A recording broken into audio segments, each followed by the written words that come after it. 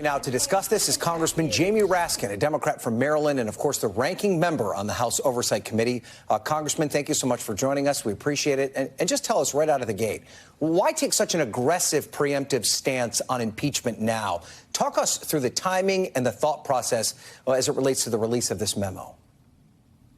Well, we've been hearing our Republican colleagues say that they will not pass a budget on September 30th or participate in the budget process unless there's an impeachment investigation launched against Joe Biden. So we can see where the MAGA caucus is headed, and we know that they've been pretty much driving the ship over there because there's just a 4-vote margin, and so McCarthy is really beholden to the most extreme faction of the Republican conference. And so we wanted to get on top of it. We've spent 7 months on this. They got pretty much all the evidence they could have asked for, all they wanted, more than 12,000 pages of documents, all of these witnesses, and it's all produced one conclusion, which is that Joe Biden hasn't done anything wrong. There's no wrongdoing by Joe Biden. Say whatever you want about Hunter Biden and what's going on with the U.S. attorney or the special counsel's investigation as to the tax charges and the gun charges. None of it touches Joe Biden. And the constitutional standard is treason, bribery, or other high crimes and misdemeanors. And they haven't shown any wrongdoing at all. And we even have Republican colleagues who are acknowledging this and saying, hey, we better not go down this road. So we want to get on top of it and say this is a really dangerous direction that the Republican caucus appears to be headed down right now. And you mentioned that 4-vote margin that Republicans have, and I wonder if this is part of your thinking by taking such an aggressive preemptive stance here. And you mentioned some of the Republicans that have expressed a level of reluctance in moving forward with an impeachment proceeding. The Speaker said he's going to bring it to a floor to a vote. I know that you're trying to convince the public that there isn't any there, but are you also trying to reach out to some of those more moderate Republicans that may have a difficult time voting yes on an impeachment inquiry? Well, I mean, we certainly want to solidify anyone who is simply registering the obvious at this point, which is after 7 months of this wild goose chase, aimless fishing expedition, they haven't found anything on Joe Biden. And in fact, what you really have is people like Lev Parnas, who was Rudy Giuliani's right-hand man in gallivanting all over the world looking for a story against Joe Biden, coming forward and saying, there's nothing there, and you haven't shown anything, and he's explicitly called on Chairman Comer to call off the wild goose chase. So, before the country is plunged into another unnecessary crisis provoked by Donald Trump, who's obviously demanding this, we want cooler heads to prevail. And we're looking for Republicans, Democrats, independents, everyone to come together and say, look, let's move forward on the real problems of the country. I mean, we've just been through the hottest summer in the record of humanity. I mean, we're talking more than 100,000 years. We've not seen a summer this hot, and it's likely to be the coolest summer that any of us will ever see again. And yet, instead of working on the problems of climate change and the nightmare that confronts us, they want to impeach Joe Biden for doing nothing. Right. And I understand your concerns here, but the fact that you've decided to take such an aggressive preemptive effort against this, is it somewhat of a recognition, though, that this could be or maybe already is a political problem for the president as it comes to the allegations against his son, regardless of the facts? Is it something that's just not going to go away on its own? I haven't spoken to President Biden or the White House about what I'm doing. I just think it's a major dereliction of duty in Congress for the country to be facing all of these problems and for us not being cooperative and working together to try to address those problems.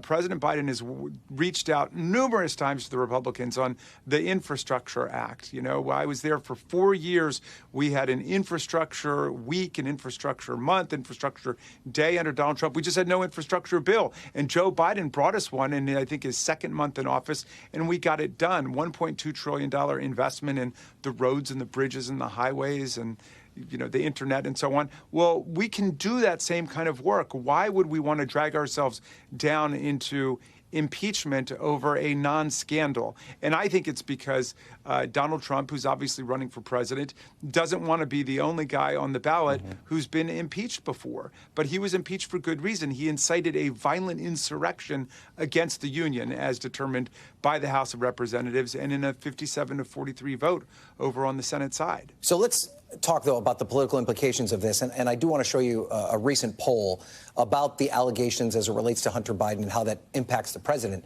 57% of voters say it has no impact on them at all. 34% say it would make them less likely to vote for him. 2% actually saying more likely. Are you concerned that by bringing this out into the light, by talking about it, that you're actually giving air to something that might otherwise fizzle? How do you think that this could help the president? Well, this is obviously the only thing that the GOP, certainly in the Oversight Committee, is talking about. I think the Judiciary Committee, their weaponization committee, this is what they're working on. I'm with the 57%. People understand Hunter Biden is an adult child of the president who's led his own life. He had a serious drug problem, which he's talked about and he's written about. And he got himself into some trouble, and the rule of law and the justice system is working there. And it's a Trump-appointed, originally U.S. attorney in Delaware, David Weiss, who's now the special counsel in that case. So the justice system is working, and their attempts to drag Joe Biden down with it haven't worked.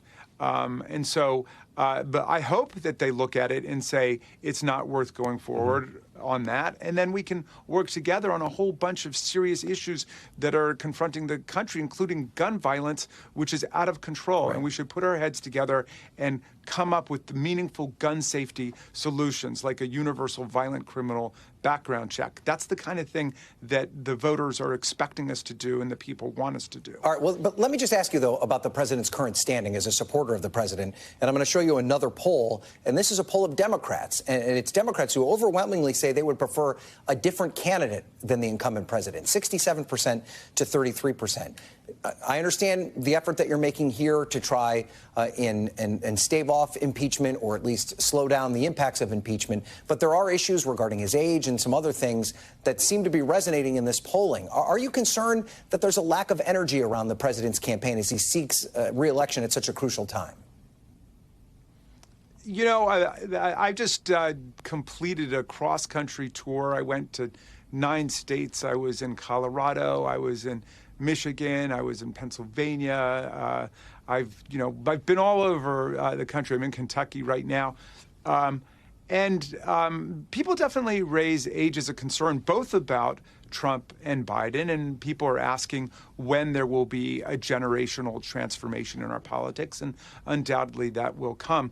But I also hear among the Democrats, since you raised my party, tremendous pride in the accomplishments of this administration, in the Infrastructure Act, in the Inflation Reduction Act, the most massive investment in climate action in the history of any country on earth, the dramatic reductions that we've made in prescription drug prices. I had constituents who were paying more than $1,000 a month for their insulin shots if they were diabetic. Now that's $35 a month. So I think there's a lot of pride in the progress that's been made. And, I don't know, how the country is going to deal with the age problem. It seems like, we've confronted sexism and racism and homophobia and so on, and ageism seems to be the one thing that's still with us. And obviously there are real issues there, and we need to have an honest conversation about it. But I think there's no comparison between the record of my party and the corruption and the lawlessness that are presented by Donald Trump, the twice impeached former president who's facing 91 criminal charges in 4 courts all over the land. All right. Congressman Jamie Raskin, we're going to have to leave it there. Thank you so much for your time, sir. We appreciate it. Thanks for having me. Thanks for watching our YouTube channel. Follow today's top stories and breaking news by downloading the NBC News app.